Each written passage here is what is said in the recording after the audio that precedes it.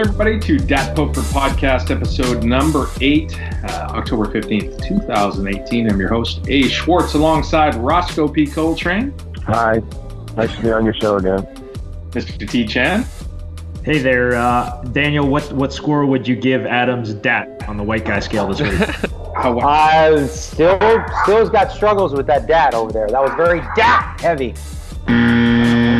And from Las Vegas, Mr. Daniel Nguyen. Daniel, you just came off doing a podcast with John Taffer, is that right? Yeah. John Taffer sits next to me at the Golden Knights games, and he's been asking me for weeks to get on his podcast and talk a little bit about, the sort of crossovers between business and poker, and you had a little bit about 30, 40-minute call. So it was like bar rescue time? Were you guys like breaking down some restaurant that needed help? We didn't get to there, no, but we certainly I tried to connect. I did like my best bar analogy where I was like, you play a lot of poker tournaments. It doesn't mean that every poker tournament player is going to win. When you open a bar, it's not like everyone is going to be successful from day one. I don't know. I did my best, man. Yeah. Analogy struggles with Daniel Nguyen. Nice. All right, let's get into some stuff. This week, Daniel, you were on Poker After Dark. Is that right, Ann? Friday Night Poker? Yeah, it was what I'd call a work week. On Tuesday and Wednesday, played Poker After Dark. And then on Friday, I was part of this new show called Friday Night Poker, which was a little bit of a different setup and a lot of fun. And the Poker After Dark was awesome. I mean, it was really like throwback where nobody tanked. It was 3 guys, older white dudes in their 70s. We had John Morgan, Bill Klein, and who was the third one? Bob Bright, and me, Nick Schulman, and Justin Young for most of it. And it was just a fun game. It was really enjoyable. The conversation was great. No one took more than 20 seconds to 3-bet. The game moved. It was like the way poker was supposed to be, And then on the Friday night, we played this. Basically everybody got hammered. We got smashed and drunk, which is crazy because it said, this is going to be on Facebook because it's on Stadium Watch, which you can watch on Facebook. And they were like, keep it clean. And I'm like, you're getting us wasted. How is that even possible? How can you not curse when you're getting hammered? And that's a smaller game, like 5-10 blinds with a straddle. And it was fun. Amanda Leatherman's back to do the hosting there. And of course, her and I have a lot of back and forth, and, we do some needling. And so it's a very fun show, and I think it hits a different type of audience. Nice. I want to ask about that 5-10 stake. So when you're drinking, having fun, splashing around in a 5-10 game, do you take it as seriously as you do the big games? Is it harder for you to lay a hand down, maybe put a guy in a range, care about a $240 call? I mean, and plus you're 7 drinks in. Oh, lay a hand down. That was so adorable. I was ever going to fold a pair. Hell no. It's impossible. I'm sitting there with Frank Casella and the bunch, and this is literally how I played. I would okay, I said, I'm going to raise. What do you guys want me to raise it to? Pick a number. And then we're playing 5-10, and Frank says 500. I'm like, okay. So I make it 500 to go. No, it's definitely not a game. It's not designed to be. I was definitely splashing around, and certainly it was. It was actually enjoyable poker because I didn't really, care. I was just talking during hands and having a blast. That's awesome. Those are fun. Couple of things. First, I remember playing online back in the day. There was always the smallest game I think at the time was 5-10 limit. This is early 2000s, and we after playing the biggest limit games, which were 15-30 on Partypoker at the time, win if 1,000 or something, you sit down in the 50-cent dollar game, cover the cards, and just raise to the end and turn your hand over and see what you had, because somebody generally would call you down, and you either had 7 high or somebody called you with king high and you had bottom pair, and you put the entire table on tilt. And those were fun too. And another one was at Hollywood Park used to do that too, and go to the smallest games and raise and look. And in the live version, you really get under people's skin. And it's funny to see how people react to this. You're trying to give them money. Here, I'm raising to the end. You've seen me not look at my cards. And then when I win, you guys are all mad and tell me to go away. Yeah, no, for sure. That's actually similar to the discussion about, people just going all in blind during rebuy tournaments, and some people getting upset about it. And, it's obviously silly. For me, playing in the 5-10 game was perfect because I just spent 2 days playing in a big game. I did pretty well. I made 140,000 over 2 days, trying to play pretty well. It wasn't the toughest game in the world. I did not need to bring my A game, But certainly for Friday Night Poker, it was just kind of like, wee, let's get it in as much as we possibly can. And it's a lot of fun. Luckily, we had a crew of people there that nobody was going to cry if they took a bad beat. I remember, it's funny you mentioned that rebuy thing. I remember playing a couple of tables over from you years and years and years ago at a World Series event. I think it was $1,000 buy-in with unlimited rebuys. And I want to say it was you and who was it? I can't remember. It might have been Lane, I think, at the same table. And you were like 21 rebuys in, and people were going, oh, what's he doing? He's an idiot. Why is he doing it? Because you were just raising all in blind, didn't matter. And then somebody said, well, that table isn't breaking for a while. So the idea is to put a whole bunch of chips on the table and then win them and have a big stack. Yeah, rebuy tournaments don't really exist anymore. Like now they're re-entry, which makes that strategy really stupid because, you pump up a table and then you have to leave. But when you played rebuy events and you knew your table wasn't going to break, you could essentially still silly, but you could like pump up the whole table. And, essentially at one point you're going to win a coin flip or Jack 3 is going to beat pocket 10s or something. And, you'll build a stack. And now your whole table is going to have big stacks and that, increases your chance of winning. I actually broke my record at the World Series. It was 27 rebuys and I broke it the next year and I rebought 49 times. So I spent 50,000 in a 1K, but I did cash for 109,000. So clearly, who's the genius here? Yeah, let's be clear about this. I don't think, just because your table's not breaking doesn't make this. I don't think Daniel's under any illusions that was the plus EV strategy, even if he is a better player in the field, with deeper stack depth. I think maybe there was a little bracelet chasing going on in those days. Yeah, no, obviously it's a really dumb idea no matter what to just go all in without looking at your cards. That's a negative EV idea, at least. Yes, but if your goal, for example, if your goal is strictly to win the tournament and you don't really care about the money as much, you're there for the glory or whatever, then you should, just get it in. Eventually you'll win a hand and you'll have 2x starting stack and then you'll do an add-on and you're ready to go after the rebuy period. Like any rebuy event that I ever played, I always had a big stack by the end of the rebuy period because at some point, you're gonna win with the worst hand. Right. I did the slightly nittier version of that the last year of the 1K rebuy. I think Theo Tran was seated next to me and we just agreed, at least if it was folded around to us and there wasn't too many people behind us, we would go all in blind.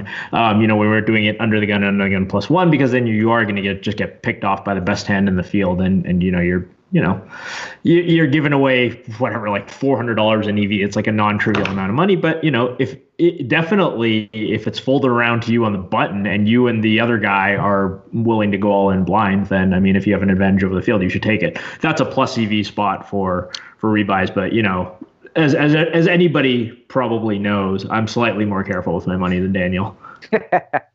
Yeah. RIP rebuy tournaments. Those were fun back in the day. The stamps, RIP red just stamps on the back of your tournament slip, right, for tax purposes. Give me that stamper. Talking about Poker After Dark, this week coming up, Daniel, I want to get your take on this. There is a Poker After Dark from Bobby's Room, which obviously is at the Bellagio. And this is the first time it's been outside of the studios, I want to say, the Poker After Dark, at least now with Poker Go. And it's Godfather Week. Doyle likes to play in Bobby's Room. The game is centered around Doyle for some reason. And he's going to be there battling with Gus Hansen, Jungle Man, Bran Rast, and some others, playing, I believe it's 1,500, 3,000 limit. But interesting that Poker After Dark going into Bobby's Room, Daniel. Yeah, no, I think this is going to get a lot of eyeballs and a lot of people are going to be really interested. Maury Escandani, who does the shows, he's a mixed game guy. And I think what people are going to find, and I think you're really going to want to tune in, is you're going to find that Gus Hansen is really, really funny. And you're going to find that Jungle Man is also hilarious, but unintentional.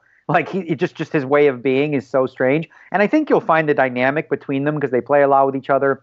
There's a lot of needling. There's a lot of low blows and stuff, but it's all in good fun in the end. And, these guys are just trying to take each other's money, but the banter and everything else that you're going to hear, I think, is going to be worthwhile. Also, you'll get introduced to, playing in, games maybe you're not that familiar with at a very, very high level. Yeah, I sort of like the sort of the theme of Godfather Week. I do have one question for you, Daniel, which is, at his age, is Doyle still a favorite in this game? And this is actually a two-part question, so I'll let you answer that first.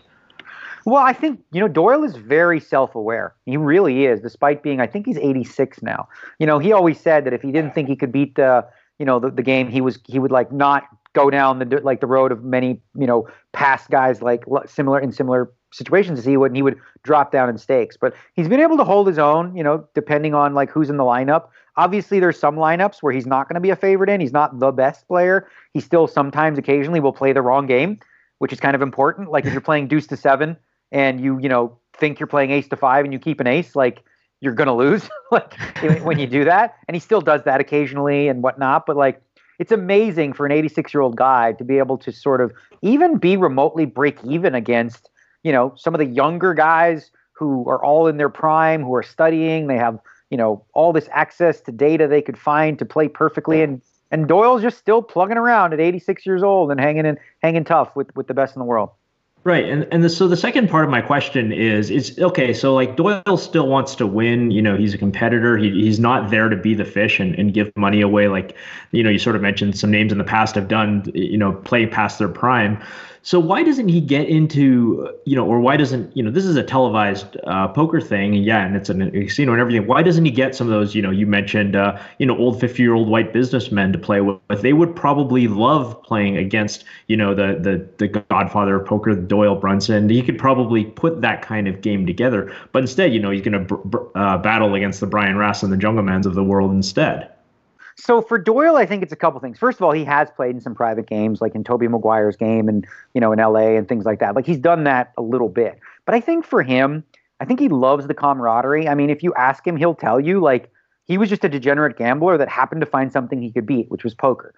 So I think he loves just being up against the guys and, needling and the back and forth he has with like guys like Mike Gorodinsky and, Gus Hansen and stuff. They're just, you're going to find that it's really, really kind of funny stuff. And I think he just loves it and it's convenient for him. He doesn't really need to be like grinding to pay his bills at this point. I think it's just for him. He's always liked mixed games and always played them. And I don't think he would enjoy, and I also don't think I think he's self-aware enough to know that like, his no limit game is probably, slightly behind most of the cash games that, he's going to find. But with mixed games, I think he feels, he can hold his own. And don't you guys play cap in there too as well? Like the cap on the big bet games? Yeah, depending on the structure, every time is different. I remember playing way back when, in 2003, 2004, we used to play 4,000, 8,000 limit. And then if there was a big bet game, the blinds would be 1 in 2,000 with a 1,000 ante per player and a 100K cap, which is really stupid because it essentially means like the first raise in was like 10K and then the second player was all in. So it was a really stupid game, but they've sort of adjusted the cap now. But yeah, for the most part, there's a cap on most games that you're going to find. Was that game lineup not to your liking, or was it a game you thought about playing in this week, the Godfather week? I wasn't even asked. Like I play, Brent does a good job of like not trying to like because Brent Hanks is the guy who essentially puts the lineups together, not overdoing it with trying to have me play too often. And I put in 3 sessions this week. And I think, right. I don't regularly play there. I mean, I used to play in Bobby's room all the time, but I haven't been like recently. So I think there's enough guys that should play in the game that is not me, because it would be like, well, that's not the regular game. I'm not part of the regular game. So this is more authentic to have the guys that they do have for this one. Another game you played this week is chess, and you played it was on Twitch, I believe, right? It was a televised match on Twitch, or a broadcast match on Twitch. It was yourself and Liv Boeree versus Jen Shahade. So this is what happened. So Jen Shahade, as you guys have seen, most of the team pros have had an opportunity to give away a platinum pass in a unique way. Jen Shahade came up with an idea, and Matt Matros, who you know very well, Terrence, was one of the people that qualified as the last 5. Essentially, the goal, what they had to do was create a game of chess that has poker elements to it. And, I was on the panel to choose one. So, we narrowed it down to 5. And so within that, we did like a 2-hour show where we played hand and brain. And if you've never played hand and brain, this is a really cool concept. So essentially, Jen was my partner, and Liv had another, chess pro named Danny as her partner. So this is the way it worked. Like, I moved the piece and I moved it to the square that I thought was right, but Jen would tell me which piece to move, right? So she would lead off by saying pawn. Okay, now I have to figure out which pawn does she mean and where does she want it to go. Oh. She may say knight, And I'm like, okay, this night or that night, and to which square? So it's like there were so many times where Jen would say bishop, and I'm like, why? I don't see what you're seeing here. But obviously, she knows what she's doing. I would try to have to find the move that she wanted. And Liv is a bet. It essentially comes down to who's better between me and Liv. And she's, much better chess player than I was. So she smoked me. But what a really cool format. And I was thinking about ways we could incorporate that, like in poker. I think it was really neat. It was fantastic to watch. I tweeted at Jen yesterday when she did it. This was the first time I've ever watched chess being played online and been entertained. And I was genuinely entertained. And the dynamics there were really interesting for exactly the reasons you said. Jen would say bishop, and you would just be there scrunching your face and go in there. And then you would do something. And then Jen, I don't even know if you could pick this up because you're busy studying the board. But Jen would either smile and nod her head like, yes, good boy, kind of pet you on the head with a dog, or she would just kind of like cringe and her body would seize up, and it's just like, oh God, like I can't believe that, like this idiot did that move. But it is interesting. You and Liv, I watched a couple games. You actually had Liv on the ropes real bad in one of the first game that I watched, and then you messed it up. You botched it real good. I did what's known as a blunder in chess. Yeah, you know the move I'm talking about. But it was really funny, and it's funny even though Liv might be a stronger player than you. There are sort of meta coaching tactics for Jen and Danny because they might see a move that's brilliant, but they might have to realize, okay, I'm down on poker player level. I have to get down to Daniel level or get down to Liv level. And if I say knight and it's this really unintuitive, not very obvious move, and you mess it up, like that's what. So maybe they kind of do the simple thing for you. If you were, it's like if my MMA coach really thought the thing to do in the middle of a fight for me would be to throw a 360 spin kick, he might not actually ask me to do that because he knows that's not necessarily in my skill set. He might just tell me to jab instead. But it was really entertaining, really fun to watch. It's so much fun trying to predict what the right move was. And I'm not a good chess player at all. I mean, you're probably better than me. But it was really fun whenever Jen would say something, trying to figure out what she wanted, then what you actually did, and then reading her face for tells to see whether you did it right or not. It was really entertaining. My goal was to not embarrass her, right? And then every time she'd make that face where she blinked like 5 times, but there was no nod, I'm like, okay, what the hell? It's actually kind of harder because I'm not a very good chess player, right? So she's obviously a grandmaster. Now, if I played on my own without her as the brain, I kind of have an idea of what I would do normally, right? But then having to play within the parameters of what she wants me to do, it kind of holds me back from being able to play the game that I'm comfortable in, or the opens that I'm comfortable in, so it's actually quite difficult, if you're not on the same page, and it's obviously impossible to be on the same page when you don't practice it or whatever. But it was super cool and fun because so many times, like you said, Terrence, I was just like, what? This literally happened. She said bishop 3 times in a row, and I was like, why bishop? I don't see it. And then on the next move, I'm like, okay, now I see the bishop move, and she says knight. I'm like, what? What is it doing to me? There was one where she kept saying rook over and over and over again, and then Danny explained to you after the match that he wanted you to sneak your rook in behind enemy lines, start gobbling up pawns, and you were just sort of focused on protecting your pawn that you were trying to promote. It was really kind of fun. To watch that. I was trying to think of hand and brain for poker, and I the only way that I could sort of immediately think of it to work would be some form of discard game, right? So essentially a draw game where you were trying to help a weaker player play some form of draw game. You might tell him to better rate because there might be situations where you would want your player to snow. And you might tell him, you want to raise and re-raise here, and then he's looking at his hand going, wait, my hand's not very good. And that's about the only way I could think of, but it was super entertaining to watch chess being played between 2 kind of intermediate level chess players being semi-coached by world-class players. I think there is a poker variant that does work, and they've actually been playing super high stakes of this specific format in Bobby's room, really high stakes, Timofey and whatnot, and that's partners poker. So essentially that would work so it's Adam and Ross versus me and Terrence. So I play pre-flop, then I hand the cards to Terrence, he plays post-flop, I play turn, and Terrence plays river. So you have to be like-minded and think about okay, why did he check back this flop? Does he want me to bluff this turn? And there's been that format on TV years ago with the Caesars Cup where I had to be partnered with Phil Hellmuth, and I was like, what the fuck, dude, this is impossible. Like, how do I deal with playing like the Phil Hellmuth brand of poker? That was definitely a mind screw. It's like all I don't play well. Okay. Cool. So if people want to check out the archived broadcast of that, it's twitch.tv. Do you know the address, Daniel? /chess, I believe. Yeah, it was chess and the PokerStars channel. This was another fun part about this, is because it was on twitch.tv/PokerStars and twitch.tv/chess.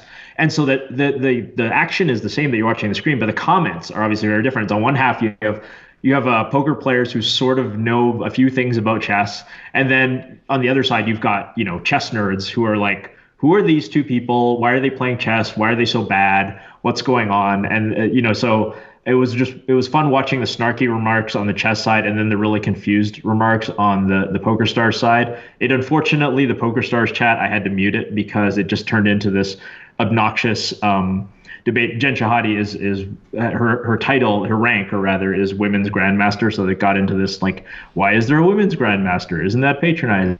Blah blah blah. Oh, it's to get women into chess, and I had to turn it off before I stabbed myself.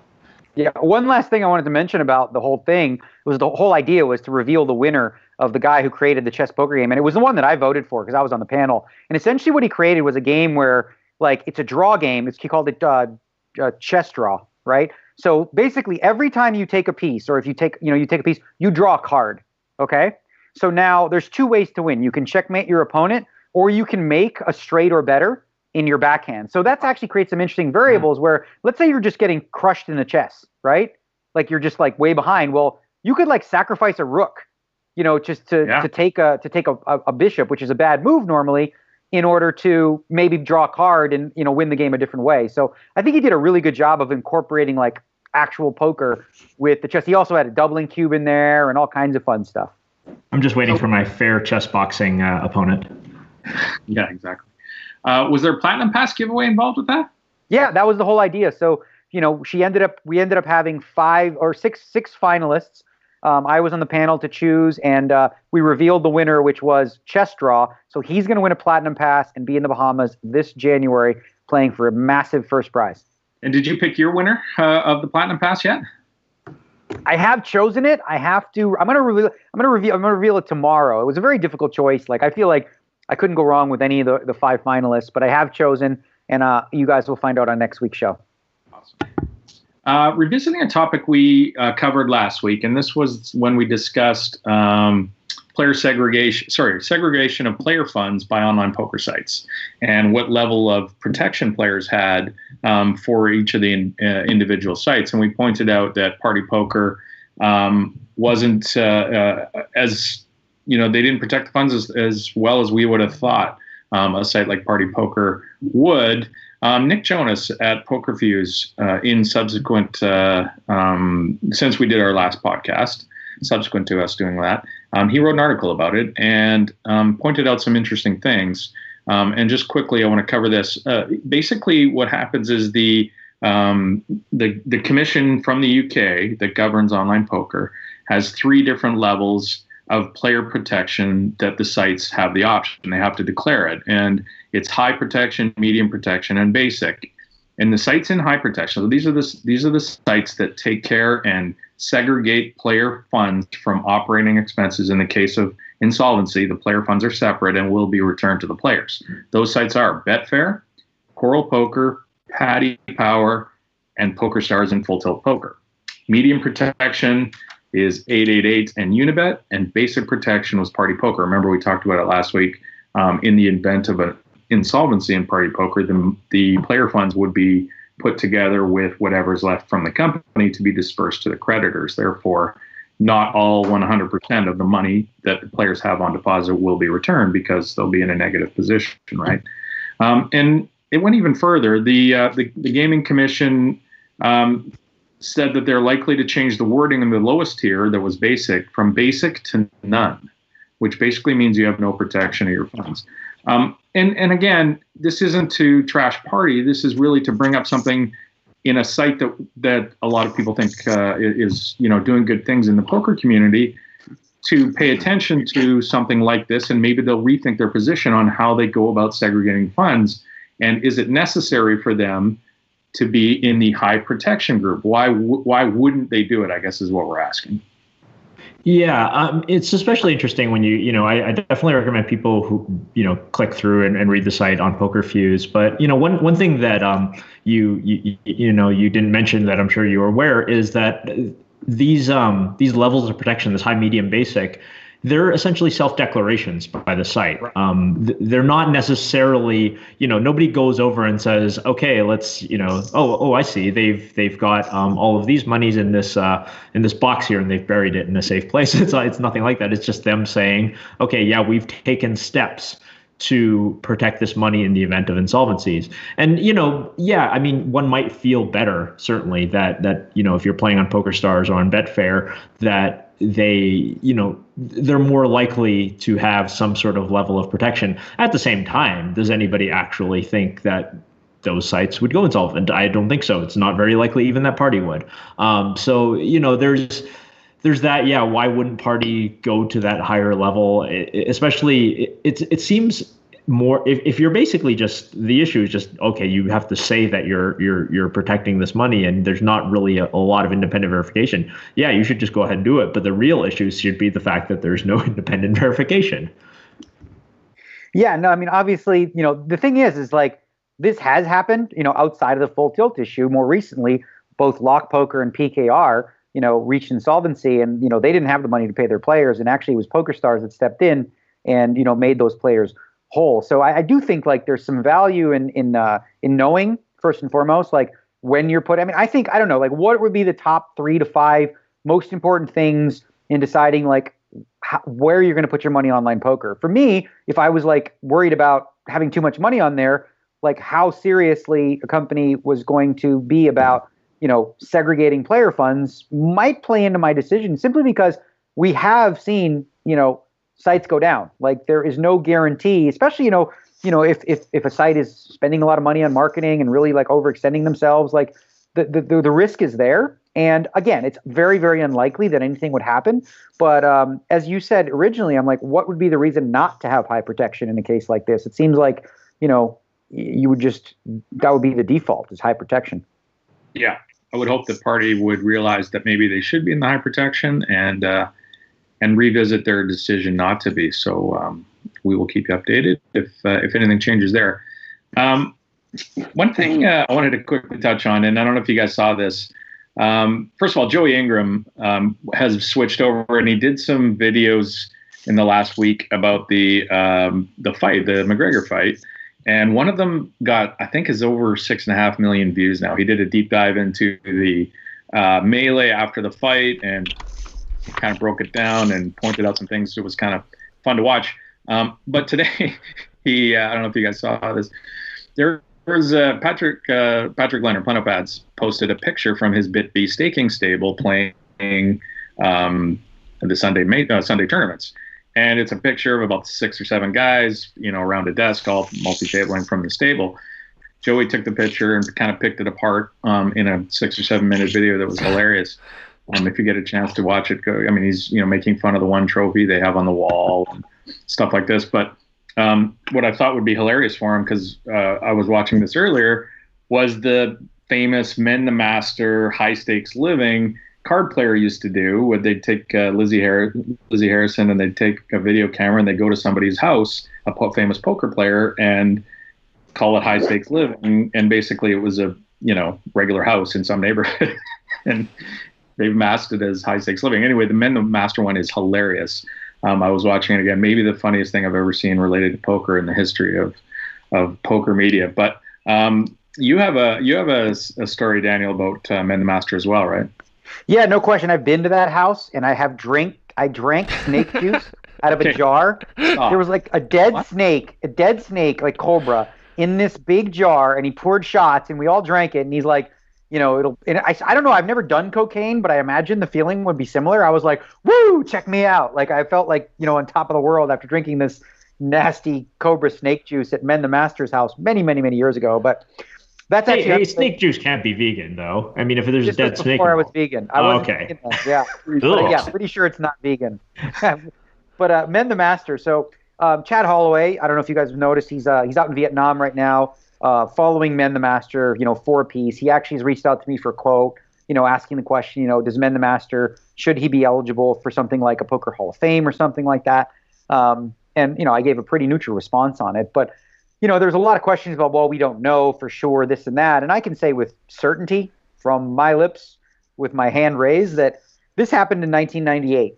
I was new to the poker scene, right? And I'd seen Men the Master around. He was kind of like a guy to look up to because, I was new and he was the player of the year before and all that stuff. And I'd played the circuit with him for a few months. And 1998 is when I won my first bracelet. So I had a little bit of money, $170,000 cash. And another gentleman by the name of Nguyen Tran, who's another Vietnamese player, the day before the $5,000 limit hold'em, Men asked if I wanted to go halves, put $2,500 each, and Nut would play for 33%. And I was like, sure, I'll do it. I don't know. I thought it was kind of cool.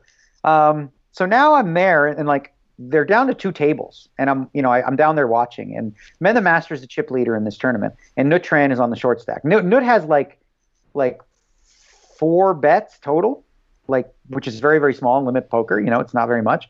And this following hand happens where Men the Master raises under the gun in limit hold'em, Terrence's game, and Nut 3-bets him. It folds from under the gun +1. It folds around to Men the Master, who folds. Okay, pre-flop. Yes, he folds pre-flop. And what was the guy's name? Barry Carter? What was his name? Not Barry Carter. Gosh, something Carter. What was the guy who came 5th? I can't remember his name right now. Oh, I remember. He's the guy who took on the casinos for withholding money at the cage, right?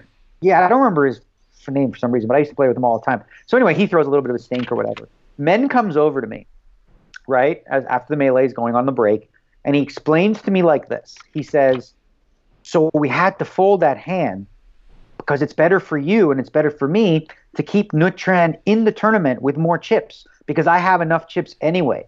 So so he's like letting me know that he was like doing me a solid, right? And I'm this 23-year-old kid that's totally new to Vegas, don't really have a lot of friends there, and I'm sort of taken aback by it, thinking, okay, isn't that cheating, right? Like, isn't this cheating? And so I didn't say anything because I'm like, who was I to say something in that moment? I was kind of like just shaking by it a little bit. And so I have firsthand evidence that this happened. I've also, in the later years, because I called out Men for cheating in this same format, and I had a very good conversation with him where I've learned to have somewhat of some empathy for him in a lot of ways. Like, first of all, he's not the only one that was doing it, especially back then.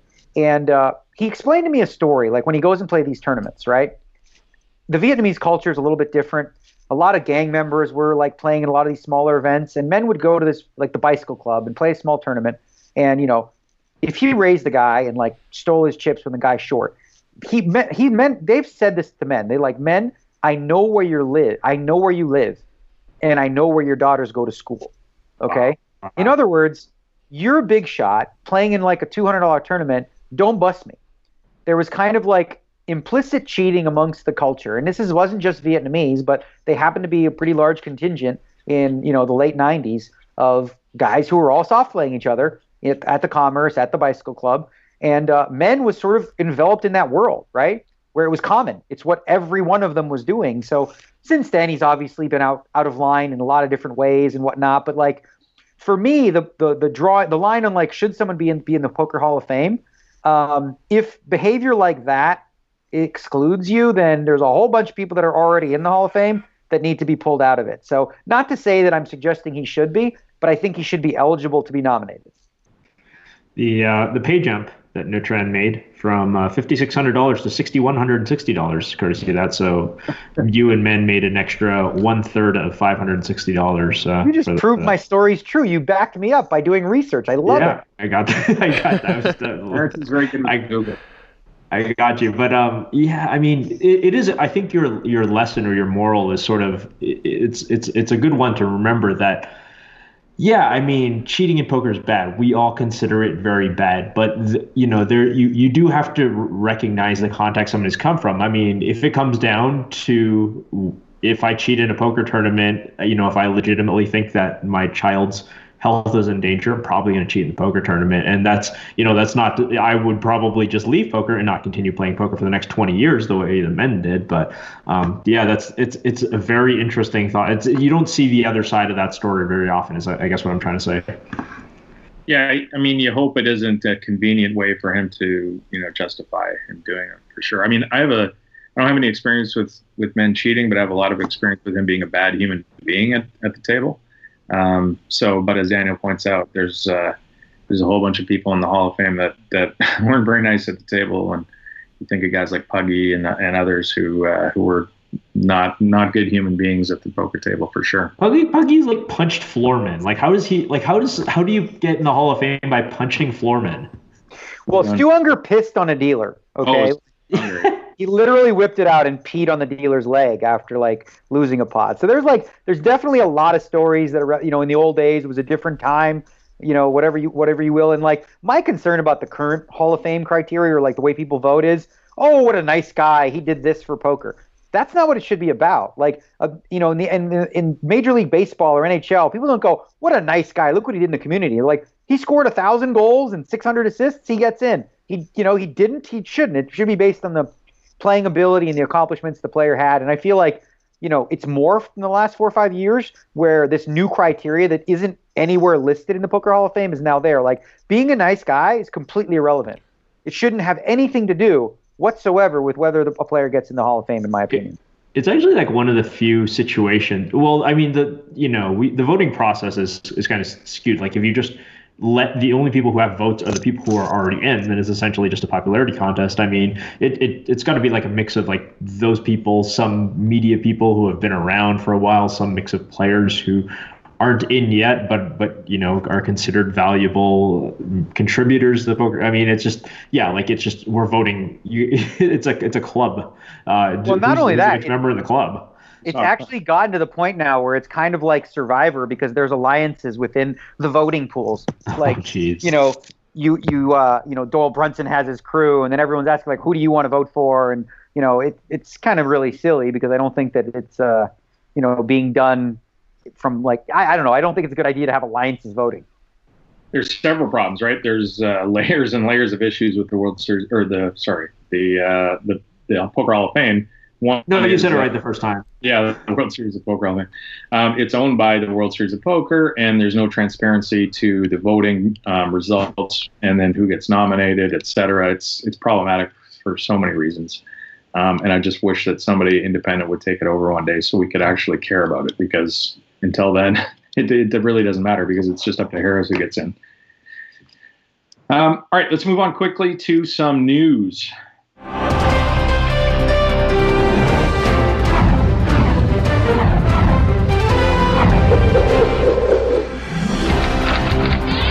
What in the world is going on? Fake, disgusting news. I want to kick things off with Maria Ho winning the World Poker Tour Deep Stacks event in Johannesburg, South Africa, for about $70,000 US. She beat out 387 runners to do it. Awesome for Maria. She's seems like a really nice person. I don't know her that well. I'm sure, Daniel, you do, and we'll confirm. But I thought it was an interesting win for her, given that she's got to go all the way to South Africa to do it. And what sort of goes into her decision, Daniel, do you think, to go to South Africa for this tournament? So Maria Ho is one of the hardest working poker people in poker. I swear, she's all over the world. First of all, she enjoys traveling, and part of going to South Africa is not just about playing a tournament. It's going on these safaris, and apparently it's very beautiful. And I know that the casino there loves having Maria out there. So for her, I think it's just part of promoting the game of poker in a new place. And she's she's one of the more prominent people in the world right now that are actually doing that on a consistent basis. Whether it's going to that WinStar casino in Oklahoma or wherever it is, to all over the world, doing a combination of playing, doing some commentating. So I was really happy for her when because a win is a win. It's less about the money, and I spoke to Maria about that earlier today, and she's it's just nice to win. It's 400 players. It's still hard to beat, regardless of how much actual money you get. So good for poker. This is a hashtag good for poker moment to see Maria Ho in the winner's circle in a place where we're looking to grow poker. Absolutely. That's awesome. Have you guys, either of you guys, played poker in Africa? It's the only continent, populated continent, that I haven't played poker in. I have not been to Africa ever. Neither have I. I'd love to go, though. Yeah. It'd be a lot of fun. None of us have ever played poker in Africa, so yeah. I mean, that's the thing. Like Daniel said, I mean, I would absolutely go to South Africa. To me, like, South Africa is like Australia. Like, feels like a 5-hour flight. I'd probably, I might go every year. Like, it seems like a cool place to go, but I've never been there. Would love to go there, and poker might be a good excuse in the future. All right, next thing up. Are you guys 30 for 30 fans? ESPN series. Okay. First of all, I want to get your take on your favorite 30 for 30 documentary. Terrence, what's yours? Oh man, I love two of them, both from the first season. If I absolutely had to pick one, I would probably go with the two Escobars, the story of Pablo Escobar, as well as that the soccer player from Colombia who was essentially killed after scoring the own goal. And the other one, man, I don't know, maybe I would pick this one. I loved Once Brothers with Vlade Divac and Drazen Petrovic, who died in the whole context of the Yugoslavian war, civil war essentially during that period of time, and how it drove these guys who were united originally by love of basketball, and then it became a political thing. I love those kinds of stories. I think what 30 for 30 does really well is sort of take sports in the wider context of geopolitics and culture, and really just kind of like dress it in there. And I think those two are my two favorites. I got one. Well, yeah, for me, I mean, this is the first I've ever heard of ESPN 30 for 30, but based on Terrence's description, this might be one to add to the list. What? Wow. I didn't know they had a podcast. I really didn't. Oh, sorry, not podcast. I'm asking about the documentary. We'll get to the podcast in a sec. The TV ones, yeah, but the podcasts are good too, of course. Yeah. I haven't really seen any. Wow. You haven't even seen the one in the Gretzky trade. That's the one I'm surprised. Yeah, what did Phil Ivey do? Didn't he do something like a 30 for 30 or something like that? That was the podcast. Yeah, there was. Yeah. Phil and Kelly's son, his partner, were they were featured in the podcast. It was actually more her. We kind of all know about Phil, but it was mostly focused on Kelly, the partner, and how her story of learning to beat the casino. That's fascinating. Yeah, you've got some homework to do on your next flight, Daniel. The best hockey one is Big Shot. The guy who bought or said he was going to buy the Islanders, and he only had like $100K net worth, but he just strung them along for like a year.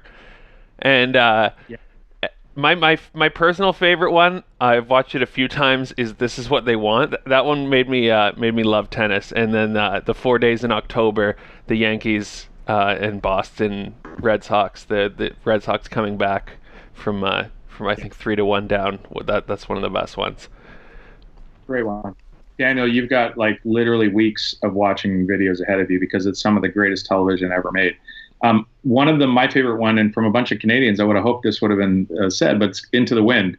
This story, Steve Nash narrates this story about Terry Fox, who, for those that don't know, is a Canadian who was diagnosed with cancer in his leg. He had it amputated, and 3 months later, he decided to run across Canada, sort of a long way. He ended up running a marathon every day on one leg for 140 days before he found out that the cancer had spread through his body and he passed away. But one of the most amazing stories of perseverance and dedication that you'll ever see. Anyway, sorry, I didn't mean to bring everybody down, but there is a reason we brought this up, and that is the new 30 for 30 podcast season was announced. And one of the topics they picked was the poker boom sparked by Chris Moneymaker's win in 2003 at the World Series of Poker. It's called All In, Sparking the Poker Boom. The description is and I want to ask you guys about the description because I read this and I was like, what? I don't remember any of this stuff. The 2003 World Series of Poker was a comedy of errors. I'm not quite sure why they're called a comedy of errors. Internet qualifiers like 27-year-old accountant Chris Moneymaker were offered up as sacrifices to the grizzled veterans of the poker circuit.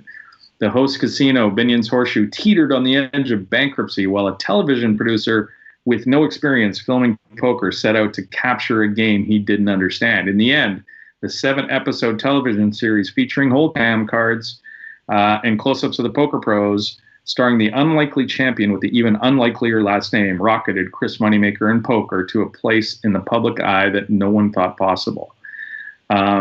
So what? The sacrifices to the grizzled veterans? But yeah, that doesn't sound promising. Like right off the bat. Hopefully the person who writes this little summary thing isn't too involved with the actual writing of the content, because it is a fantastic story for, obviously anybody listening to this show already knows the story, but well, that's the only part of the description. Population.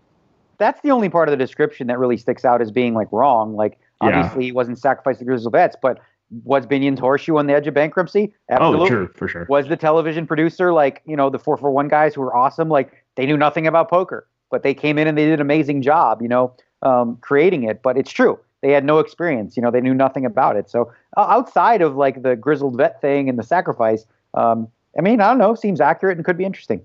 Was it a comedy of errors in 2003? Yeah, I don't know. Why was it a comedy of errors? Yeah, see, that's the thing. I don't know where he comes up with comedy of errors, but that could be sort of like some foreshadowing into maybe some discussion about, the edge of bankruptcy issue. Because I remember, things weren't as like polished as they are now. A lot of people are spoiled at the Rio with like computerized checking in and getting registrations and all this kind of stuff. It was a little more like Wild West back then, where tournaments like they actually did start on time, and if you missed it by like 3 minutes, you just didn't get to play. Which was, you couldn't late reg. You were just out.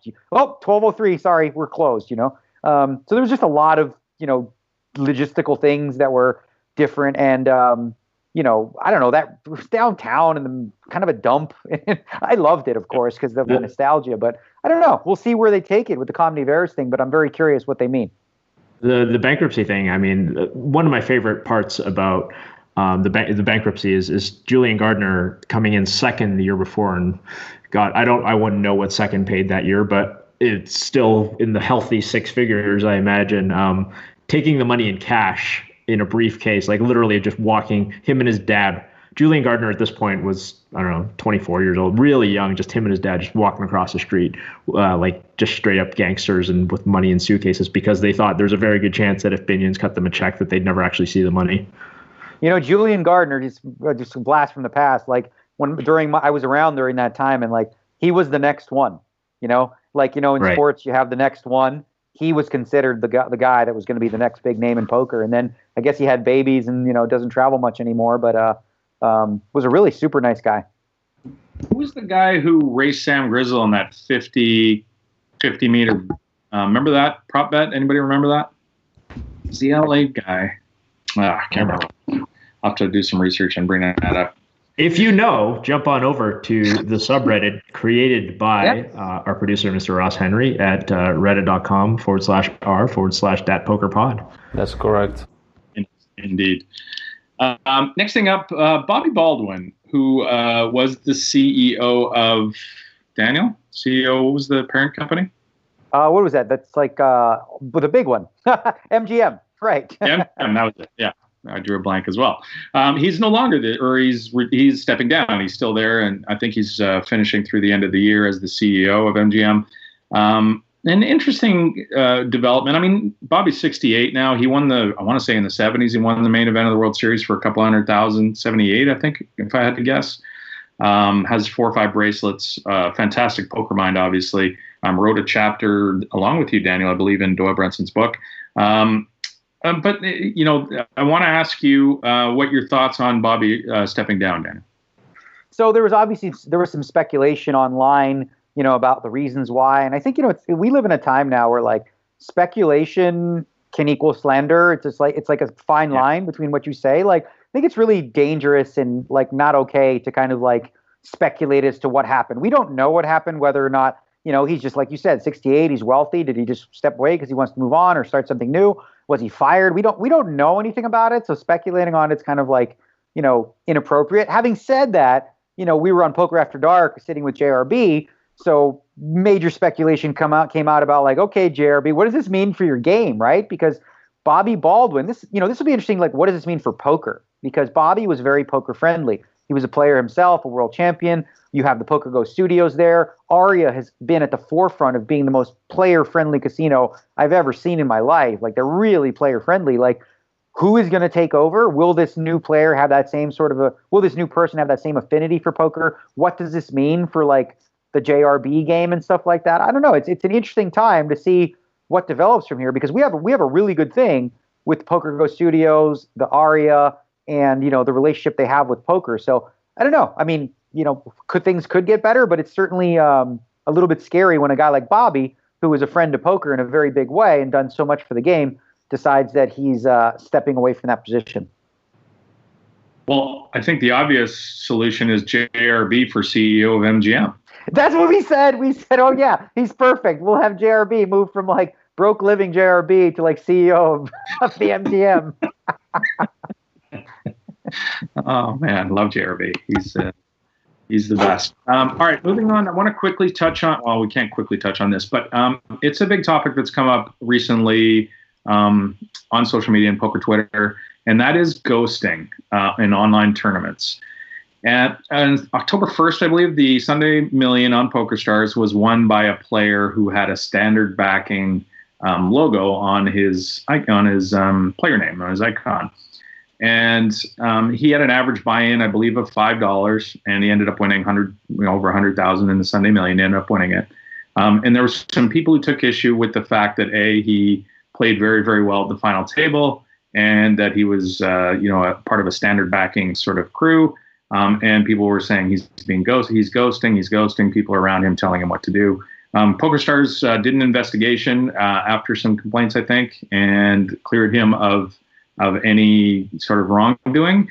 But it opens up the question about ghosting in general. And Patrick Leonard, I mentioned earlier, posted that picture of his staking crew, Bit B, grinding the Sunday tournaments. And I want to get both your takes on the issue of ghosting, because obviously it's very, very hard to police. The PokerStars does want people to one player to an account, one player to a hand. But obviously, it's very difficult for somebody to be disqualified for somebody standing behind them talking, about hands as they happen, right? I mean, how is that provable, right? But I guess if you go deeper and you start transferring money back and forth, or people log into your computer, because PokerStars can monitor your computer while you're playing that software, and if they log in and take over, the action, then it becomes obvious. But just in general, guys, what's your thoughts on what ghosting, how it should be policed? Well, for me, it's a very. Go ahead, Terrence. I'll go. Well, for me, it's one of those difficult issues where you have to ask the question, like, is it worth having a rule that is unenforceable, right? So this is an example of that. Like, you simply cannot catch people ghosting. Like, if me and you are in a room and, you're talking to me about the hands, we got 5-6 people, or if, I'm on the phone with you or whatever, there's just simply no way an online poker site can ensure that this isn't happening. So the question is, since we know we can't really police it all that effectively, is it even worth having the rule, or should ghosting itself be legal? There is, I think, verbiage within the TNC that it says one player to a hand, one player must make the decision. So the rule is there, I believe, that ghosting is not okay. The problem, that we face is, if you can't police it, what's the point of having the rule? I don't know. It's it sucks to see that it happens, like people taking over accounts or helping, but it's one of the sort of touchy issues. I don't know if there is an easy solution for it. Yeah, I mean, my thoughts are 100% with you on this. I was pretty much going to say exactly the same thing. How can you prove that somebody was over at somebody's house, or even VPNing in, or virtual machining in, not VPNing, that does suck. Like you said, there's nothing you can do about it. I guess where I would tend to draw the line is essentially the buying of accounts, right? So if a $5 player is at the final table of the Sunday Million, it's very tempting for some pro to be willing to pay him his equity or something close to his equity to take over that account completely. And then something like that, like Adam mentioned off the top, it is somewhat policeable through the viewing of transfers, right? If all of a sudden, there's just a completely random amount that goes into some other person's account at this point, and then this other amount gets transferred back, then maybe you could start to say, but it's still very hard for the investigative team to prove 100% that this is the deal that was made. I mean, I think if I were to draw the line between illegal and unethical, I think it would be there. I think it is unethical to sell your account or buy somebody else's tournament equity partway through a tournament. It's absolutely unethical. Whether it's an enforceable thing is another issue. Now, what's probably not unethical, and I think based on what Daniel said, is if you're, if you happen to live in a poker house, for example, a lot of people still, I think, live in poker houses where they play with 3-4 grinders, and everybody, you're at the final table of the Sunday Million. It's hard for your friends not to come over and crowd around and say, okay, well, this guy's doing this, let's take this line. Like how you're almost just not even out of a financial interest, but just sort of support of your friends that's there. I mean, we're in a world now, we're at the World Series final table, everybody's watching online, and it's very much a team sport in that way. And online, when it's completely unenforceable, unless you're going to force people to have their webcam on, that's basically the only way. You can 100% enforce this, and there's no way I can see PokerStars or any other poker site, major poker site, really going down this road is essentially force people to play the final table with their webcam on. That's about the only thing that I could see happening, and I really wouldn't want to go down that road because that's a privacy nightmare. Yeah, you bring up a good point about it's just very difficult. Like you have a bunch of friends watching, because I remember doing a live stream with Jason Somerville on Twitch where he was playing mixed games and I was sitting next to him and I was kind of sort of going to go, talk about it with him. But like, it was very difficult for me to make any comments that didn't affect the action. Right. Like, so Jason, he could raise raise on 4 street. I'm like, that was interesting. Okay, then. Right. So it's like, okay. It's like Jen watching you play chess. Yeah. So now it's like he's woke up to the fact that like he shouldn't be in his hand or something like that. Or like, it was very different. I mean, after the fact, even the question is like with ghosting, like, after Jason plays a hand a certain way, if I say to him, like, that guy that you just folded against, he's a mad bluffer, and you should have called in that spot. Like, is that crossing the line? So it's very, very difficult. It's a very gray area. The biggest problem we face, as, we talked about, is the fact that, like, it's just an unenforceable issue. So it sucks, but I don't have a good answer to this one.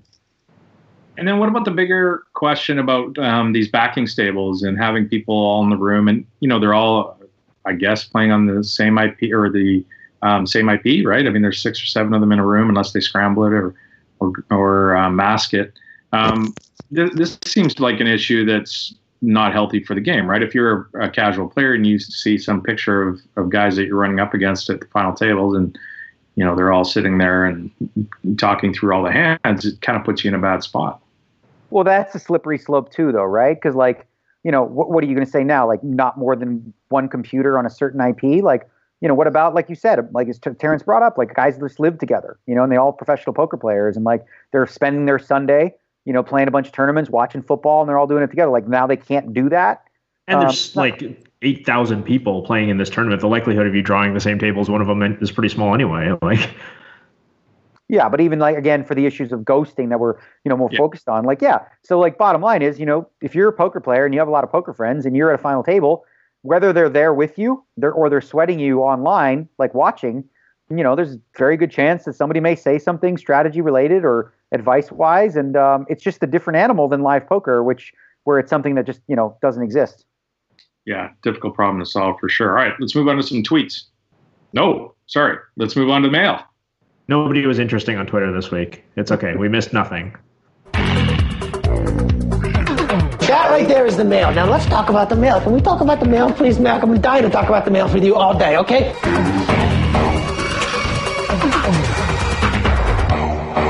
Mailbag. Email number 1.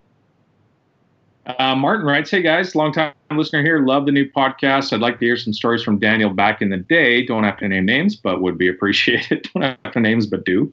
And occasionally hand analysis from a listener or Ross. Keep up the good work. Daniel, you got a story from back in the day?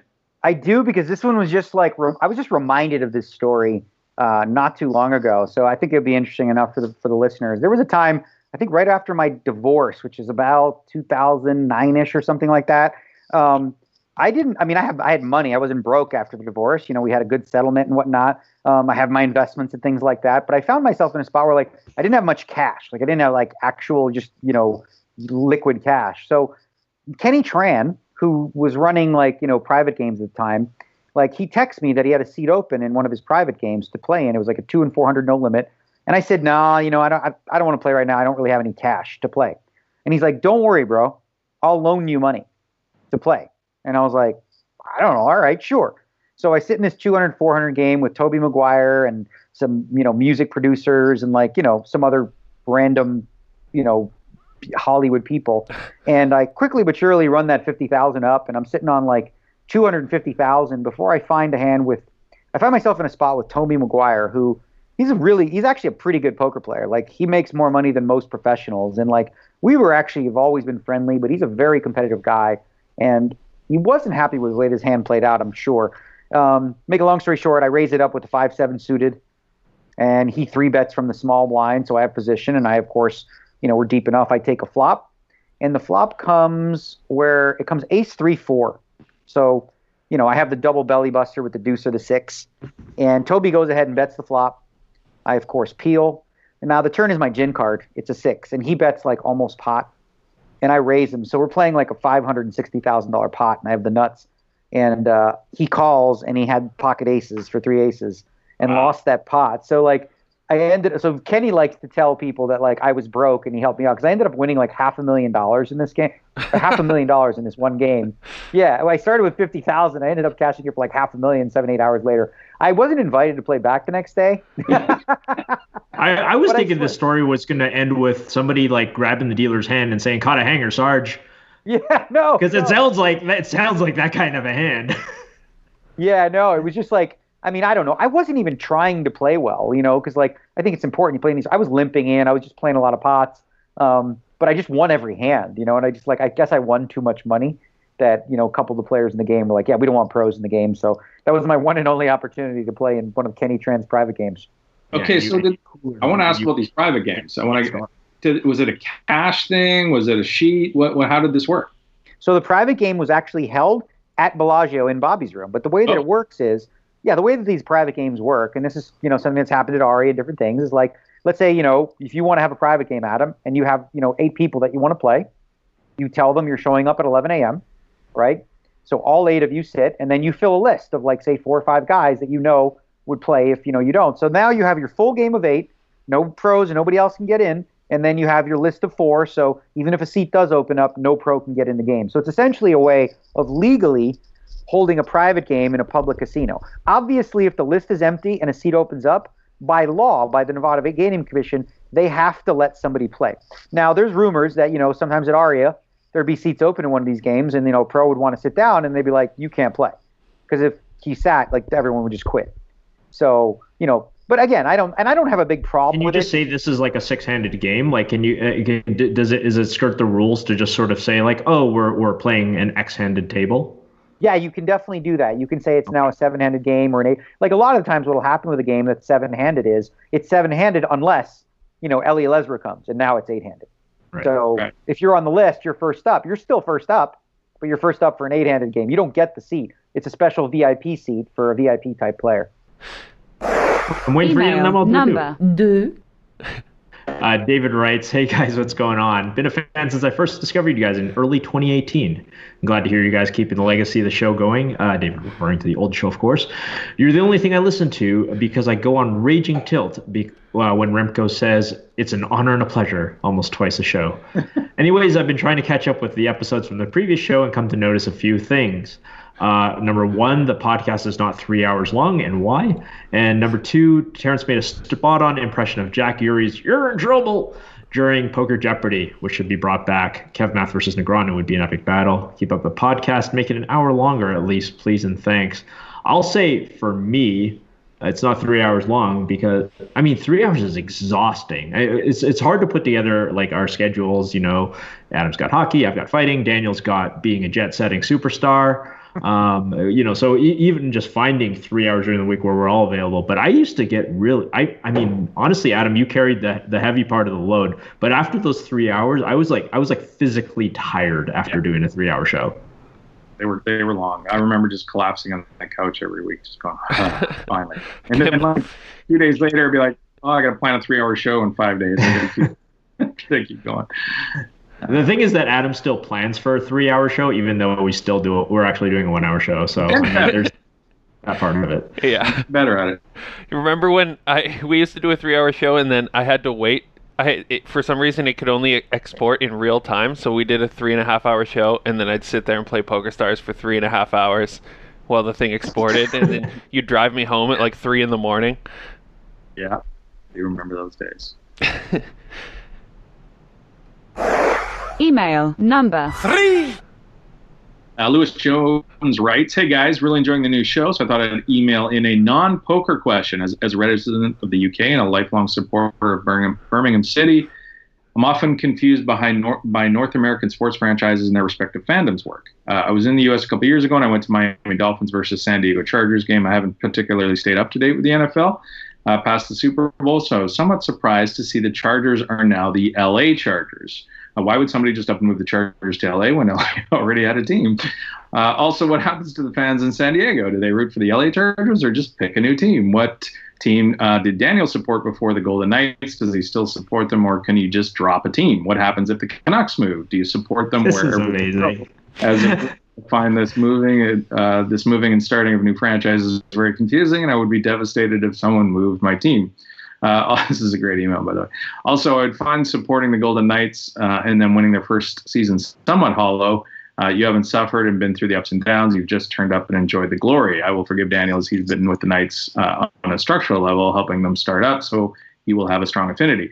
I think the lack of relegation promotion is confusing as well. Do teams drop, or will the new league grow forever? Apologize for rambling. I don't really have really ask any other North Americans, and I trust you guys to answer passionately and honestly. Keep up the good work."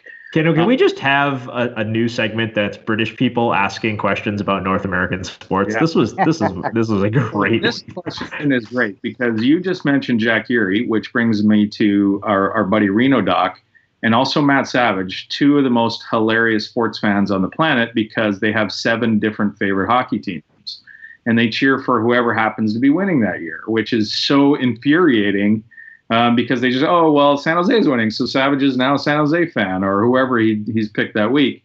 And it's frustrating to watch. I totally get where Lewis is coming from. I am a diehard Canucks fan. I've got the Johnny Canuck tattooed on my ankle. I'm going nowhere. Like, they're going to be my team until they bury me, and I'm going to suffer through that. I have suffered for, 40 years of being a fan. We've never won, and they're approaching their 50th year. So it's pain and it's constant, and that's going to make, if we ever do happen to win, that much sweeter. Right, I got to take a very different take here, man, because this whole blind allegiance to the city you were born in or the team you decided as an 8-year-old is like the team, and like you're a turncoat if you like actually enjoy watching a different team who plays a more up-tempo style that's fun or whatever. Like, I don't know, is this like some sort of badge of honor? Like, oh, you know what? I made it through the hard times. Listen, I've been a Golden Knights fan, since I was a kid. No, I'm just kidding. But so like, I don't know. Like, so listen, I grew up in Toronto. Obviously, I love the Leafs. I don't live in Toronto. I haven't lived there in 20 years, and I root for them. But like, what a great opportunity for a team to come to Vegas where I do live, and I go to all the games. So obviously, like, I'm going to be a fan of this team. I don't have a problem with people enjoying watching more than one team. I also like rooting for Pittsburgh because my buddy Phil Kessel plays for them. So when he's in a game, I hope that he does well. I don't know. I find like a lot of sports fans are so obnoxious on my Twitter feed when I talk about the Knights, and they're like, yeah, bro, Leafs are better now, so you can't come back. You can't be on Leafs Nation anymore. I'm like, okay. I don't know. I don't know. It's obnoxious beyond like, it drives me nuts. Well, I talked about this, I think it was maybe even last week's show, where it's like, I love sports. There's possibly very little I like more than, or dislike more than, like sports fandom and the sort of weird tribalism. And I talked about this during the Canucks riot, which was honestly like the dumbest thing I've ever experienced in my lifetime. And honestly, like practically dropped me out of following hockey instantly. And it's just, like what you said, like you can't come back to like the Leafs fans saying that you don't get to come back to Leafs Nation. It's me. You should be like, what you mean? I don't get to hang out with you? Like random dude on Twitter who's got an egg icon and 14 followers and is trolling me because I'm famous. Like, I don't get to hang out with you. Jeez, that's rough. I mean, if you harbor anger if you actually harbor genuine anger for somebody who grew up in a city, then moves to a new city and like starts enjoying the local team, maybe more so than their previous team, and you're mad at them, you need a therapist is what you need. Yeah, that's for sure. As far as moving the teams, that's a financial decision. Who knows? Yeah, it's definitely more transient than it is. I mean, you got to think, English football teams have been in leagues for 200 years or whatever it is, forever. So it's not like they're going to move.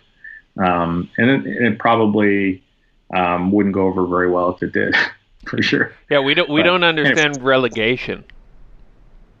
Yeah, the relegation thing would be cool. I kind of like that, and if that would have happened, my team would have been relegated recently. But yeah, I mean, there's nothing wrong with it. You can't reverse engineer it. It would have to be something from when you start a league. It's not like something you could just drop in now, but it would be good. Yeah, we have the opposite. You get draft picks, so you actually get to become a better team when you suck. Yeah, exactly. Email number 3. Eric Ben-Simonchen writes, as the former attorney for the other podcast and now the official attorney of the DAT Poker podcast, I'm very curious as to what everybody's opinion of the Gordon Vayo versus PokerStars lawsuit. I've been following the case as it's being handled right in my backyard, so to speak. Stars has sought dismissal of the case on jurisdictional grounds, and Vayo is opposing by saying that the law in the Isle of Man is archaic and confusing. Based on some of the documents I've read, one issue seems to be Vayo's desire to utilize an IT professional as part of his case. I know that the issue of VPNing to play online poker is still out there. Curious as to everybody's thoughts. One thing I think that should be dispelled immediately is that Stars doesn't need the $700K payout and has paid out all the other spots. I think that's this case has far-reaching repercussions. Glad I found the new show. Looking forward to at least 499 episodes of this one.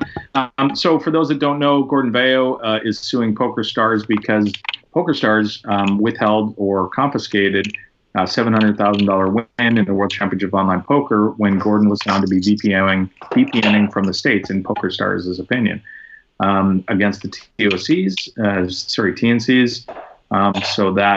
And now Gordon is suing, saying he wasn't somehow or another. So I guess it's on him to prove it.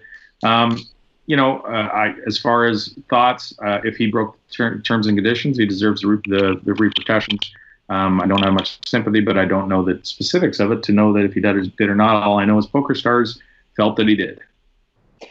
So there's one thing that, like, obviously I don't know the logistics of where he actually was. Like, I don't know if who's telling the truth. Like, I don't know enough about it, so I can't have any comment on that. What I can say is, and I know this has happened with a lot of people where they feel as though, okay, how come they only flag accounts when they win something big? Or how come, is there some sort of underlying scam here where you're just waiting for for account that is cheating to all of a sudden take their money at their peak? The truth is that when someone does win a big amount of money, like 6 figures or something like that, there's an investigation into that account to make sure everything was on the up and up. And if that player was cheating or anything like that, that players in the tournament would get their refund.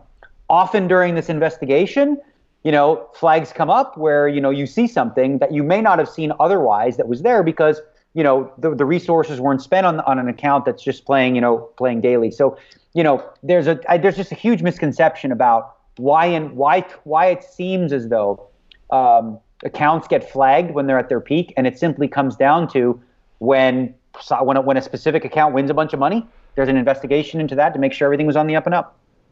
Doesn't that create a reverse incentive, though, like a bad incentive for PokerStars to only look into accounts when they win rather than when they're created? It's not that they don't, right? But there's okay, so you have how many thousands of players playing on a site? You have enough resources to allocate to all kinds of game security, and there's different software programs they have to detect collusion and bots and all these kind of things. But then, when something like bigger strikes, it's just under a little bit more scrutiny. So, if there was somebody in a 1-2 penny game, 1 penny, 2 penny game that was doing something egregious, the effect on the customer base, on the other players at the table is far more minimal than something like this could be, right? So, and again, I'm not defending or hating on the practice. I'm just explaining this is the reason why when accounts get pumped up, they often appear to be under scrutiny more often. There's been a few guys who've been accused of VPNing specifically, and they wonder like, well, how come they catch me after I've won a bunch of money? Are they free rolling me? And the truth is, even if that were true, you're VPNing, which is illegal. You shouldn't be doing that in the first place. Right? Like it's against the rules. And like you run the risk. If you're going to do something like that, you run the risk, which is clearly stated in the TOC, of having all your funds confiscated. I don't know if Gordon did or not. Like, and if he has the evidence to prove that he was in Canada during that time, I think that he'll get his money. I mean, if he has it, I don't see why he wouldn't. Yeah, it's kind of a, sorry, Adam. It is kind of, a free roll in a sense, but it's not an intentional one. I mean, it's been 14 years since I worked for PokerStars, but I mean, the way a lot of these things work a lot of the times is a bit like Daniel said. There are certain triggers. I mean, I'm sure PokerStars back-end software has now very sophisticated algorithms that are going to detect certain things proactively, but there are certain triggers that occur, and one of them, obviously, winning a big tournament. Another one is cashing out. So when there's a cash out that occurs, it's somebody's job to investigate that. And are they more likely to investigate a $50,000 cash out than a $50 cash out? Of course they are, because it's just an allocation of resources. If somebody rips off PokerStars for $50, they're probably going to be okay with it. Now, if you're a 1 cent, 2 cent player, like Daniel said, you might be upset that there's not as many resources allocated to policing your game as there is, the 25K high roller. But that's a part of reality. That's part of life. Resources are limited. There's only certain amounts that computerized algorithms are going to be able to pick up. Yeah, my other question would be, what happens to the 700K of Gordon Bales? Does it get distributed amongst the people who cashed below? I know in the past that's happened. I remember way back that PokerStars did that. They confiscated the winners and then paid everybody else below him or her. Yeah. I can't remember. So the process for that depends. So if it's in a tournament, then if it's in a tournament, then that's what will happen, is the money would be dispersed. If it's a player who was playing cash games and ran up a big total and his funds were confiscated, that money goes to charity. They donate it. They don't keep a penny of it. Because it's hard to reconstruct every 1,000 or 2,000 hands that this player played against. And then, all stack sizes change. And holy shit, we had to do that. Back in the day, we used to actually do that in cash games. We had a report that basically, like, if two guys were colluding, it's like, this is all the money that they lost. These are all the people that they played against. Like, if these were the big pot, like, we had to reconstruct this by hand, and that would put me on major tilt whenever we found a collusion case. And yeah, we would actually try to make the original players whole again and just be like, you got $39.23 and you got $68.12, and the charity thing, and also too, though, much easier. Yeah, and also like with the VPNing thing, like, and I want to make sure I don't screw up the way that I say this, but like, when you're VPNing, like basically sitting in your living room playing in the United States when you shouldn't be allowed to, right?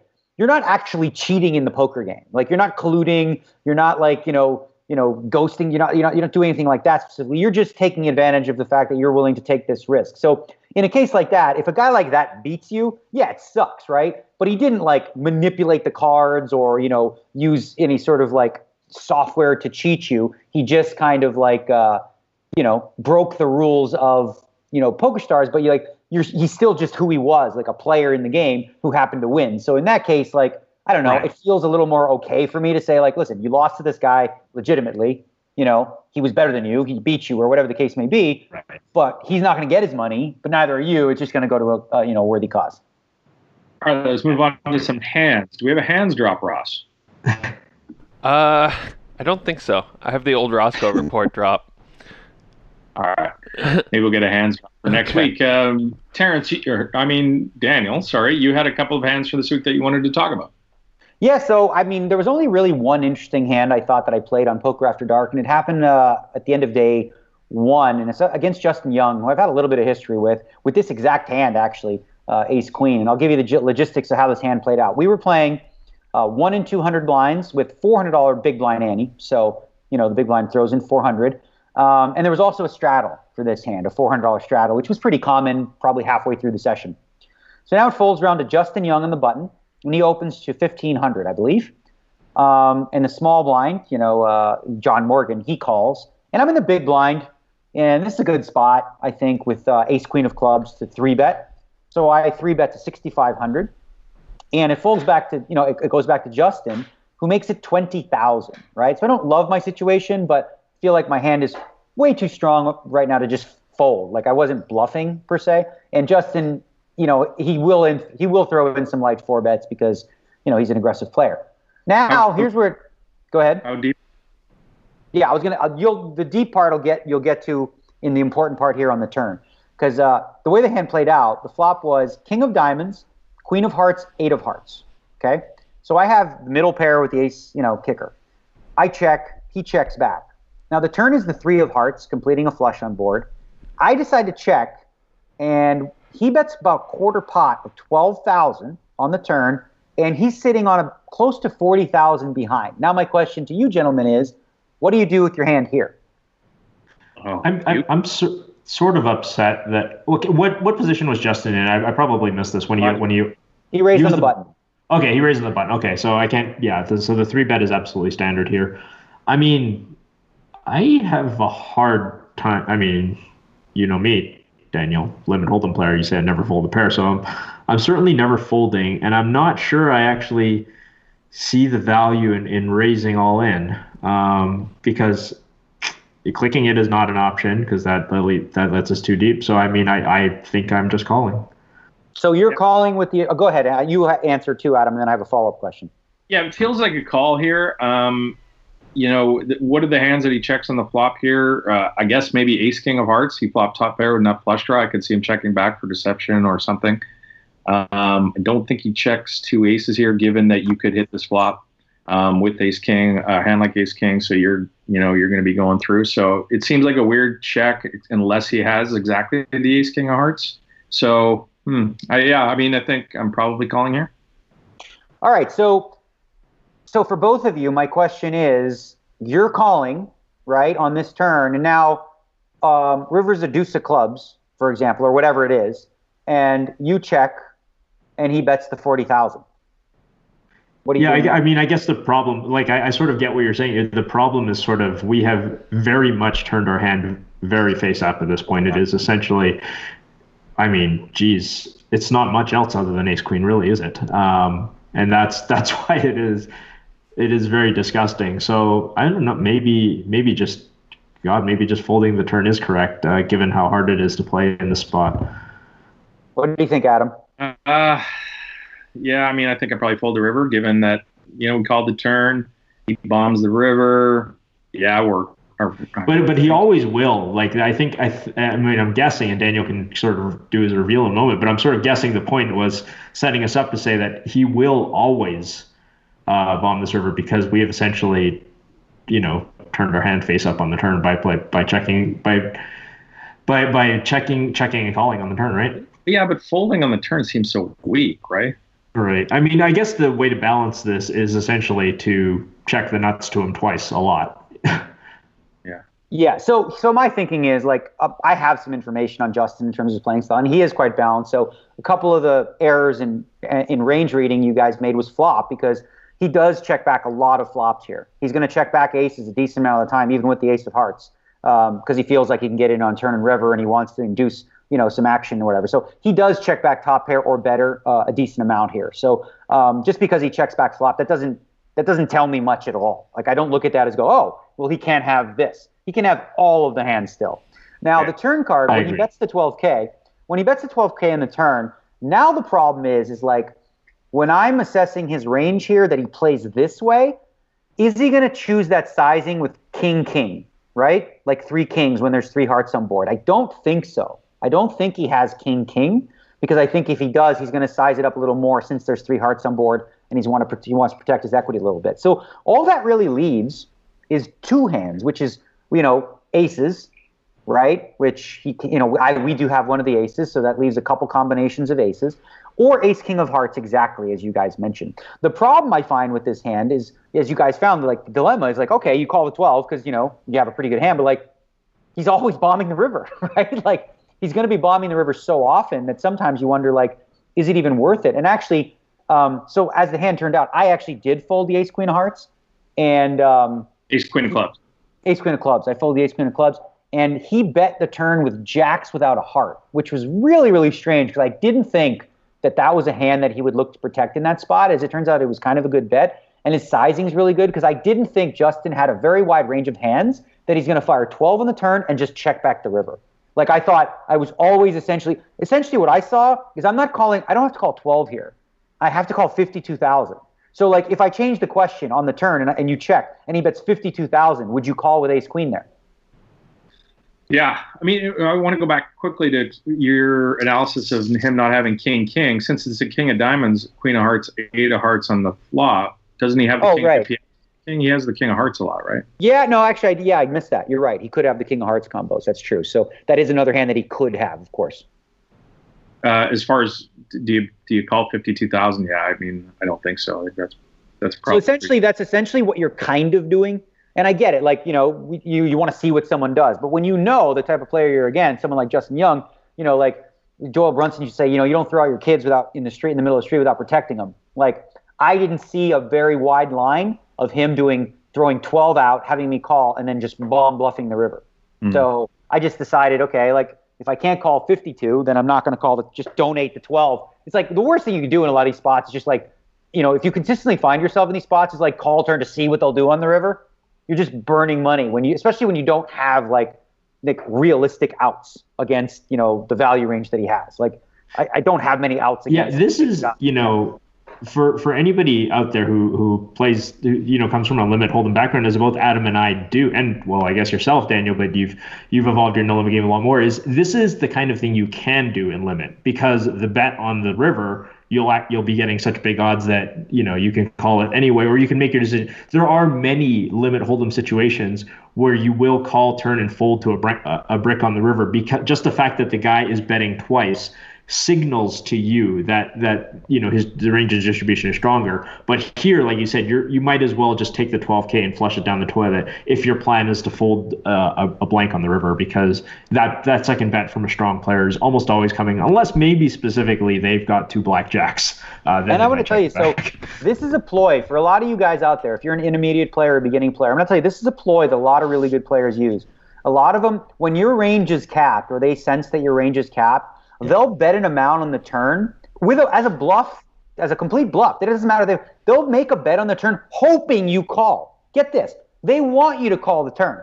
They want you to burn that money on the turn because they know you don't have a hand strong enough where you're going to call a bum on the river. So it's like so crazy to think, right, that like you have nothing, but you still bet like 40% pot, 35% pot, hoping the guy calls, because once he makes that call on the turn, no matter what river comes, he checks, you jam all in, and that player is going to be fold a lot of time. Now that's a ploy that's used by a lot of really good players in spots where you have capped ranges, which is why I think it was Adam who mentioned it's important to sometimes, in that range of check calling hands, you have the nuts. Otherwise you're just going to get you're going to get exploited anyway with this play a lot of the time. But it's one way to counter it is to check call with a very high part of your range and not check raise the turn and sort of set your opponent up for the big river bluff mistake.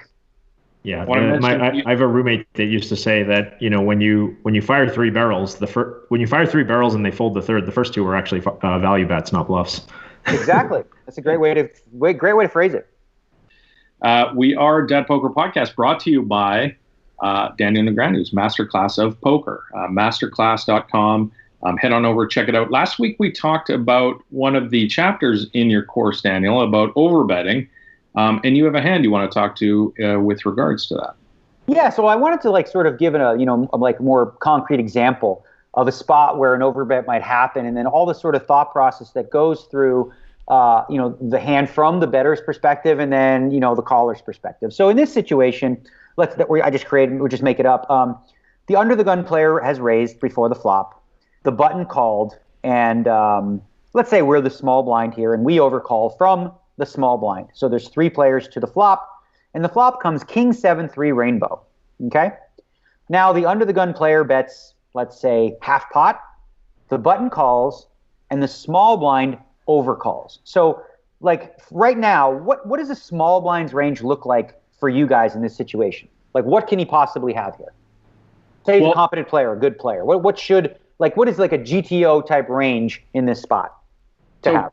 For me, it seems like he can have a lot of hands. He can, given that the texture is dry, it is dry as it gets. Rainbow, king 7-3. It feels like he can have all of this a set of sevens, set of threes, some ace kings, some Maybe some ace-7 suiteds, I guess. But that sort of feels like about it. Okay, you're missing a bunch. Go ahead, Terrence. Yeah, I don't know about the ace king business, but yeah, there's a few. Yeah, but I do like the point that I'm saying. There are spots to slow play sets like this. Depending on the bet sizing, gut shots have probably the implied odds to call as well. Yeah. Okay. So I'll give you like essentially and what pairs in between kings and sevens. Okay. So I don't think so. In this case, for a half pot bet and a call from the button, I don't think eights, nines, tens, jacks continues here. The hands that I see continuing are, like you said, pocket threes, pocket sevens, and now to call the raise from the small blind, you typically don't want to be doing that with a hand like king jack offsuit or king 10 offsuit. So you kind of factor in king jack suited and king 10 suited. King queen is a little closer, so maybe we can incorporate all the king queen combos. Ace king, I agree with Terrence. It's not likely what you would put into their range because they're going to 3-bet a lot of the time, but you give them some of that. There's also, depending on the player type, and this is where you're going to have to make the decision on the river when we get to it, there's also the possibility that you're looking at 5-6 suited and 4-5 suited, right? So like the two gut shots that are there. There's also, you could make a case for a guy having like 7-8 suited and then, maybe flop middle pair with a backdoor flush draw or something like that and decides to turn, to call here. So now let's say we're going to move the turn, and the turn is a 9. It's an offsuit 9, and the turn goes check, check, check, okay? Now we're in the small blind. Okay, so let's forget about what we actually have here. And let's just say that we are going to, with our range in this spot, bet 3 times the pot, 3x pot, okay? Now, what do we know about what are the other two players in this hand? What is their range capped at? What is like the best hand that either the under the gun player can have or the button? I'll go first. Okay, so the betting frequency is sort of the interesting thing. So if you're going to bet 3x pot, he's going to be value betting more than half of the time. The guy who's kind of really messed up here, the small blind is completely uncapped because people could even show up with kings here. So the small blind is uncapped. The button is far more capped than the under the gun player because he essentially has no nut hands at all, having checked through the turn. So he's capped at like king 10 or thereabouts. Essentially, I think the small blind has a pretty much uncapped range, and the button has a very capped range. Under the gun player, assuming we're playing like 9-handed, has a somewhat capped range, but can still kind of have. It would be weird for him to play sets in this way, but not completely impossible. Yeah, I think it's very unlikely because when you get overcalled, it's a spot where when the small blind calls, that shows strength. Like it's typically going to be like a king there. So the under the gun player isn't going to depend on the button to be betting enough turns, I think, to slow play. You're right, that could be in there a small percentage of the time. But overall, I guess, the point I want to get at here is that, the button and the under the gun players' ranges are capped to where they don't have sets and they don't have two pairs here hardly ever, right? There's just not a lot of two-pair combos with this board. It's a very ragged board. King 9, 7, 3, deuce. Like which two pair could they possibly have, right? Unless it was like the under the gun player has 7-9 suited, which is one possibility. But the small blind, right? Well, what's the small blind capped at? The small blind easily could have pocket threes or pocket sevens, right? Now the question is, what value combos does it make sense for the small blind to bet 3x pot with on the river? Like which value combos does it make sense to do that with? I mean, the small blind can even have pocket kings, right? If we're talking about like a 9-handed table with no antes and stuff like that, I've certainly seen people flat raises from under the gun. It's not likely, but yeah, like 7s and 3s are far more likely. And so I would weight those and maybe give like half of the combos of pocket kings. But yeah, like I said, like the small blind, I think if I'm understanding math correctly, if he's like I said, if he's betting 3x pot, he's got to be value betting like 4 out of every 7 hand, or excuse me, yeah, 4 out of 7 every 7 hand should be value bet. So like, let's say if he has, half of the combos of sets, so like king 7s, 3s, Then he's got like, there would be 9 combos of those. If we discount them by half, that's like 4.5. Then, he might have like king 9 suited if the king and the 9 aren't suited to each other. If he defends the small blind with king 9 suited against the under the gun raise. So that would be like around 10 value combinations. So he should choose like around 7 bluff combinations. And I guess those bluff combinations would be like, well, hold on. You're getting a step ahead. So let's just focus on. That's okay. Let's first focus on like what are the value combos, right? I don't know that I wouldn't really like, much like you said with ace king. I don't give him kings very often with a raise under the gun and a flat. Yeah. I'm going to say like, and I don't know, like theoretically, if we're talking about a player who plays GTO, he's not calling from the small blind with king 9 suited either. So he's folding that hand. So he doesn't have any 2-pair combos. So his only value combos are pocket 7s or pocket 3s. So that leaves 6 total combos, right? For value. Right.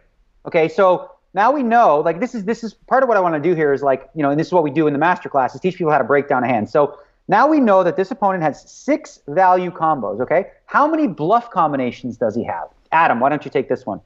Okay. Bluff combos, he's got 4-5, 5-6, ace 7 suited. But hang on, I think if I'm misunderstanding the question, Daniel, please correct me. But I think what Daniel's saying is, if he's only got 7s and 3s for value, that's 3 combinations of each. That's 6. How many bluff combinations should he have? Right? Is that the question, Daniel? No. Actually, I want to count the ones that are bluffs. Bad. So let's actually count them up first, and then we'll do a comparison. So you mentioned 4, 5, and 5, 6. How many combos could he possibly have of that? A bunch. Not really, because you don't think he's calling with 4, 5 offsuit and 5, 6 offsuit. 4, 5 suit. He's got all the different suits. So he's got four combos of 5, 5, 6 suited and 4 combos of 4, 5 suited, right? So that's 8 combinations. And then he's got 3 ace 7 suited. Maybe. I don't know. Does he have ace 7 all that much? I guess you could possibly count it. So anyway, the point of this exercise is to like when you break down a hand and you're looking at how to think about it, you have to break down a person's ranges in such a way where you count up how much of their range is value, how much of their range is bluff. So in this case, if a player bet half pot instead of the 3x pot, and his range is 6 value combos, 8 bluffs, and the player bets half pot, like what should you do against that range with a king? With any king? Like if you just had to, just a pair, like a king 10, what should you do with king 10 against, a player who has 8 bluffs and 6 value combos, and the player bet half pot on the river? Figure out the math. Okay, I beat X amount of combos. You're getting the right price, basically. You're getting the right price, right? You're getting the right price. You're getting 3-1, right, on this call. So you're getting because you have enough bluff combos. There's 8 combos that you can like theoretically say he has at this price. So now, if you have a king, like a king 10 offsuit or something or whatever, you can make this call profitably in the long run. Now the problem comes, like this is what we talked about last week, manipulating players' calling ranges by bet size. If you call with king 10 now to a 3x pot raise, that changes things dramatically, right? Because you need to call with a much tighter range. Like, and again, you're still going to do that occasionally, depending on your opponent, and most importantly, like whether or not you think he calls with 4, 5 suited and 5, 6 suited. If you don't think he's a player that could have those 2 hands, like he would fold that, then you can't call with ace king here, right? You just shouldn't be, because his value combos, like you just destroy that. Not the right price.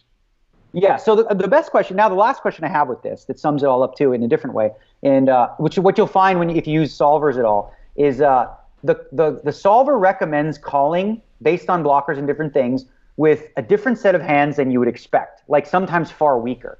So if you were the button and you were facing this 3x bet from the small blind, the under the gun player folded, what would be the best possible bluff catcher to have? And we're going to eliminate pocket 3s because that's actually essentially, in this case, pocket 3s would be the bluff catcher because now he either has the 7s or he doesn't. So like 3s is like the best bluff catcher. We'll eliminate that. What would be the best hand to have in your hand that's a bluff catcher here? Has to be ace 7 suited. And why is that? Because you're blocking middle set, and if we're discounting the likelihood that he has top set, then we're mostly worried about middle set. Yeah, absolutely. So interestingly enough, in a case like this, people don't really see it this way, but like having ace 7 there is better than like say having king 5, because Ace-7 blocks a lot more of the value combos that this player is representing in this pot. So anyway, that's kind of like what we do throughout the masterclass in a much more in-depth format where, you know, we break down hands, we look at bluff combos, value combos, and sort of teach people how to think about a poker hand in a much more sophisticated way. So if you're interested in that and more, Adam knows where to send you. Masterclass.com. I'm now going to go back to playing short stacking PLO, so I don't have to have all these decisions. Playing short stack anything solves all the river problems. Masterclass.com. Go check it out. We are presented by Daniel and Nguyen, Masterclass of Poker. It's we got some emails actually too that people have taken it and love it. The reviews are quite good. So head on over, check it out. I want to do it, and no offense, Daniel, but poker's probably going to be the third or fourth thing I get to with that lineup of experts. Don't blame you. Kinds of interesting stuff to go and check out. All right, that's going to do it for this week. As we talked about earlier, we have a subreddit to go to. It's Reddit/r/poker podcast. I got it right this week. Head on over. We post the show. We can talk about the different things that we talk about in the show. You can to us, and we can interact with you there and post anything you want to do. And also email us. datpokerpod@gmail.com. Is that right, Roscoe? That's correct. And I think I have a hand drop here. Let me know what you think. Kitty game's down the street, boys. Oh, the kitty game. Love the kitty game drop. Well, let's use that for sure. All right, that's going to do it for this week. Thanks so much for listening. Thanks to you guys for getting together, and we will talk to you next week.